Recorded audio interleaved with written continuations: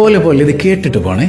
നിങ്ങൾ ദുആ ചെയ്യുമ്പോഴേ ഈ വാക്ക് പറഞ്ഞാൽ നിങ്ങൾ ചോദിക്കുന്നതിന് മുൻപ് തന്നെ അള്ളാഹു നിങ്ങളുടെ ദുആ സ്വീകരിക്കുമെങ്കിൽ ആ വാക്ക് ഏതാന്ന് പഠിക്കണ്ടേ?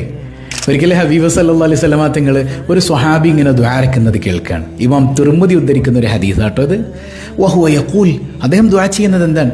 യാ ദൽ ജലാലി വൽ ഇക്റാം, യാ ദൽ ജലാലി വൽ ഇക്റാം, മാന്യനും പ്രതാപശാലിയുമായ അള്ളാഹുവേ എന്നർത്ഥം വരുന്ന അള്ളാഹുവിൻ്റെ ഇസ്മുൽ ആലമാണെന്ന് പലരും അഭിപ്രായപ്പെട്ടിട്ടുള്ള അസ്മാഉൽ ഹുസ്നയിലെ മനോഹരമായ നാമം. ആ മനുഷ്യൻ ഇങ്ങനെ വിളിക്കുമ്പോഴത്തേക്ക് റസൂലുള്ളാഹി സ്വല്ലല്ലാഹു അലൈഹി വസല്ലമ തങ്ങൾ പറയാണ്, നിങ്ങൾക്ക് ഉത്തരം ലഭിച്ചിരിക്കുന്നു, നിങ്ങളുടെ ദുആഇന് ഉത്തരം കിട്ടിയിട്ടുണ്ട്, ഇനി ചോദിച്ചോ. അതായത് നിങ്ങൾ ചോദിക്കുന്നതിന് മുൻപ് ഉത്തരം ലഭിക്കാൻ യാദൽ ജലാലി വൽ ഇക്റാം എന്ന ഇസ്മു കൊണ്ട് സാധിക്കുമത്രേ ഹബീബ് റസൂലുള്ളാഹി സ്വല്ലല്ലാഹു അലൈഹി വസല്ലമ തങ്ങൾ പഠിപ്പിച്ചതാണ്. എത്രയോ സങ്കടങ്ങൾ നമ്മുടെ മനസ്സിലുണ്ട്.